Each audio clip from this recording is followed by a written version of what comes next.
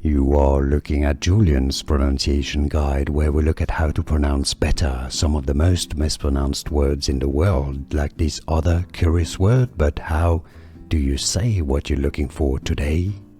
Let's learn once and for all how to pronounce this word correctly in English, in British English and American English, because they are different. Acres, that's your British English UK pronunciation. By the way, if you want to learn more correct pronunciations, more vocabulary, stay tuned. Acres, acres. Stress on the first syllable. In American English, it's usually pronounced the US pronunciation.